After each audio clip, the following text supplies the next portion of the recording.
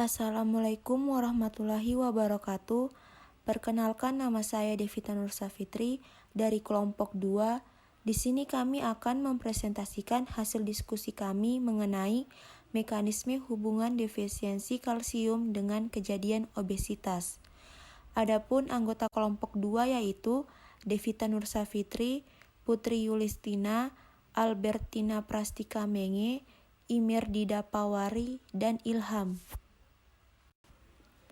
Baiklah, pertama saya akan menjelaskan tentang pengertian kalsium dan obesitas. Kalsium adalah mineral penting yang bermanfaat untuk pertumbuhan dan pemeliharaan tulang serta gigi. Kalsium bisa didapat dari beberapa jenis makanan, seperti susu dan produk olahannya seperti sayur hijau, sarden, serta salmon. Sedangkan obesitas merupakan kondisi kronis seseorang yang mengalami masalah berat badan dan akibat kelebihan jumlah lemak tubuh dan dapat menyebabkan beragam gangguan kesehatan. Istilah dari obesitas yaitu untuk seseorang dengan berat badan lebih dan mempunyai persentase body fat atau lemak tubuh yang tinggi. Selanjutnya yaitu hubungan antara kalsium dan obesitas. Asupan kalsium memiliki hubungan dengan obesitas. Apabila kita mengonsumsi kalsium dengan jumlah yang sedikit, maka akan terjadi penyempitan tulang, sehingga menyebabkan kegemukan. Selain itu, bisa juga disebabkan oleh produksi enzim sintase. Apabila produksi enzim sintase semakin meningkat, maka enzim sintase berperan merubah kalori menjadi lemak. Jadi, ketika tubuh kita kekurangan kalsium, maka enzim sintase dan efeknya ke berat badan menjadi meningkat karena penumpukan tulang. Mekanisme kerja kalsium. Mekanisme kerja dari kalsium adalah dalam pengaturan metabolisme energi. Dalam hal ini, pada kalsium intraseluler yang berperan sebagai kunci pengaturan pada metabolisme lemak adiposit dan disimpan di trigliserol. Asupan kalsium yang rendah akan menyebabkan ion kalsium plasma menurun. Hal ini akan berakibat pada peningkatan kalsitriol yang akan merangsang masuknya kalsium membran vitamin D reseptor dan menyebabkan peningkatan kalsium intraseluler. Hal ini akan merangsang terjadinya lipogenesis di dalam jaringan adiposa, yang jika dibiarkan akan menyebabkan obesitas sentral. Dan vitamin D dibutuhkan untuk membantu penyerapan kalsium agar tidak terjadinya peningkatan kalsium intraseluler. Baiklah, selanjutnya akan dijelaskan oleh Albertina Prastika Menge. Baik, saya Albertina Prastika Menge. Saya akan menjelaskan tentang senyawa kalsium, di mana senyawa ini dapat dibagi menjadi dua, yaitu kalsium ekstraseluler dan intraseluler. Untuk kalsium ekstraseluler berfungsi sebagai kalsium 2+ untuk rangka dan sel, akan tetapi juga memenuhi fungsi penting termasuk berpartisipasi dalam pembekuan darah dan adhesi intraseluler. Sedangkan untuk kalsium intraseluler berfungsi mengaktifkan berbagai respon fisiologis termasuk kontraksi otot dan pelepasan hormon. Baik, saya di sini akan menjelaskan tentang mekanisme defisiensi kalsium dengan kejadian obesitas. Konsumsi yang rendah dapat merangsang lipogenesis dan menghambat lipolisis secara serempak, sehingga menghasilkan akumulasi lemak tubuh. Berdasarkan pernyataan di atas, dapat disimpulkan bahwa rendahnya kalsium di dalam tubuh manusia akan dapat menstimulasi hormon kalsitropik, yaitu meningkatkan kerja paratiroid hormon dan mungkin 1,25 hidroksi vitamin D, di mana perubahan ini bersifat paralel. Kerja hormon paratiroid dan 1,25 hidroksi vitamin D terlihat pada adiposit yang akan meningkatkan level atau kadar kalsium intraseluler. Pernyataan ini dikemukakan oleh Zemel et al. Pada tahun 2000. Sedangkan Lin et al. Pada tahun 2000 menyatakan bahwa tingginya konsumsi kalsium dapat berhubungan dengan kehilangan berat badan, khususnya massa lemak tubuh. Sedangkan Sarager pada tahun 2005 menambahkan bahwa konsumsi kalsium dapat mempengaruhi secara langsung apakah adiposit menyimpan atau memecah lemak.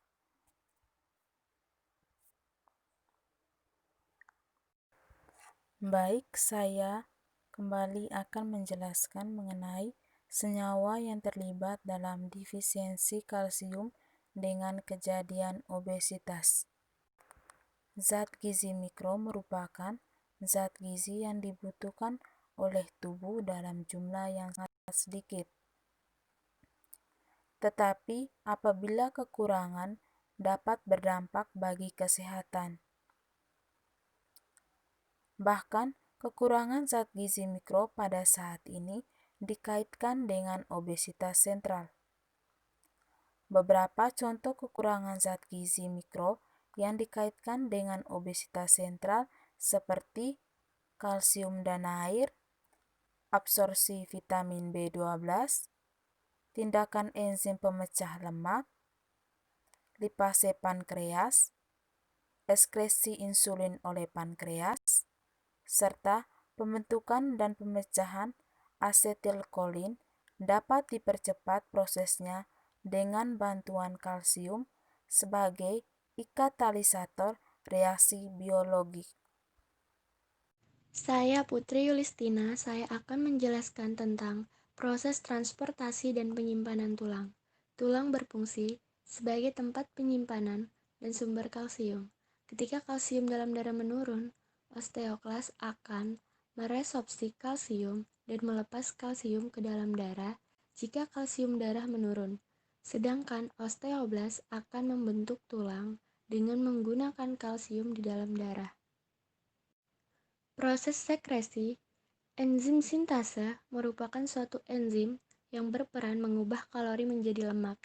Jadi, ketika tubuh kekurangan kalsium, maka enzim sintase meningkat dan efeknya berat badan meningkat karena penumpukan lemak.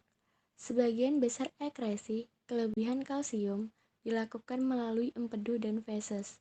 Karena kadar kalsitriol plasma yang pada akhirnya bergantung pada kadar kalsium plasma mengatur seberapa banyak kalsium empedu diserap kembali dari isi usus. Ekresi kalsium urin normalnya sekitar 5 milimol 200 mg per hari. Ini kurang dibandingkan dengan apa yang dikeluarkan melalui tinja 15 milimol per hari. Proses regulasi di dalam tubuh. Konsentrasi kalsium terionisasi plasma diatur dalam batas sempit 1,3 sampai 1,5 milimol. Hal ini dicapai oleh sel parafolikular dari kelenjar tiroid dan kelenjar paratiroid secara konstan merasakannya itu mengukur konsentrasi ion kalsium dalam darah yang mengalir melaluinya. Tingkat plasma tinggi ketika konsentrasinya meningkat. Sel parafolikular dari kelenjar tiroid meningkatkan sekresi kalsitonin, suatu hormon polipeptida ke dalam darah. Pada saat yang sama, kelenjar paratiroid mengurangi sekresi hormon paratiroid atau PTH, juga hormon polipeptida ke dalam darah. Kadar kalsitonin yang tinggi dalam darah merangsang osteoblas di tulang untuk mengeluarkan kalsium dari plasma darah dan menyimpannya sebagai tulang. Calcium regulation atau regulasi kalsium. Parathyroid gland adalah kelenjar paratiroid, kelenjar penghasil hormon paratiroid yang berperan penting dalam mengatur kadar kalsium dalam darah. Increased calcium in blood, kadar kalsium darah yang tinggi. Hiperkalsemia paling sering disebabkan oleh aktivitas yang berlebihan pada 4 kelenjar kecil di leher. Kelenjar paratiroid atau dari kanker. Ekstrak kalsium dalam darah mempengaruhi banyak sistem tubuh. Kalsium reabsorption atau bone resorption. Resepsi tulang adalah resepsi jaringan tulang, yaitu proses di mana osteoklas memecah jaringan dalam tulang dan melepaskan mineral, menghasilkan transfer kalsium dari jaringan tulang ke darah. Osteoklas adalah sel multinukleasi yang mengandung banyak mitokondria dan lisosom. 1,25 hidroksi vitamin D atau kalsitriol hormon. Kalsitriol adalah hormon pelitropik yang merupakan bentuk aktif vitamin D setelah proses konversi oleh ginjal terhadap kalsidiol yang disekresi oleh hati dengan katalis berupa enzim sitokrom P450 hidroksilase 1-min-alpha. Paratiroid hormon atau hormon paratiroid mengontrol jumlah kalsium di darah dan di dalam tulang. Hormon paratiroid bisa menurun sangat rendah pada pasien post-operasi pengangkatan kelenjar tiroid karena ikut terangkatnya kelenjar paratiroid yang akibatnya adalah penurunan kadar kalsium dalam darah hipokalsemia. Berdasarkan distribusi timbunan lemak tubuh, obesitas dibagi menjadi dua, diantaranya obesitas sentral dan obesitas perifer. Obesitas sentral merupakan akumulasi dari kelebihan lemak di daerah perut, sedangkan obesitas perifer merupakan akumulasi kelebihan lemak di bagian pinggul, bokong, dan paha. Pada umumnya, wanita memiliki total lemak lebih tinggi dibandingkan pria. Rata-rata wanita premenopause, setengah dari total lemak didistribusikan di daerah perut, sedangkan pada pria, hampir seluruh total lemaknya didistribusikan pada perut. Hal ini menyebabkan pada bentuk tubuh di antara keduanya berbeda. Rata-rata bentuk tubuh pada wanita obesitas seperti buah pir, sedangkan pada pria seperti buah apel. Hal ini disebabkan karena distribusi lemak pada pria lebih banyak pada perut, sehingga tipe obesitasnya adalah obesitas sentral. Sedangkan pada wanita lebih banyak pada daerah paha dan perut, sehingga tipe obesitasnya adalah obesitas perifer. Mekanisme transport kalsium lemak tubuh dapat dibagi menjadi dua, yaitu transport kalsium aktif dan transport kalsium pasif. Transport kalsium aktif terjadi di duodenum dan proximal jejunum, lalu transport kalsium pasif terjadi pada seluruh usus halus. Penyebab obesitas yaitu berupa permasalahan metabolisme, ketidakseimbangan diet, serta gaya hidup. Sebagian besar obesitas disebabkan oleh gaya hidup. Pencegahan obesitas yaitu dengan mengkonsumsi kalsium yang lebih dari cukup, akan menurunkan berat badan, dan dengan melakukan olahraga yang teratur.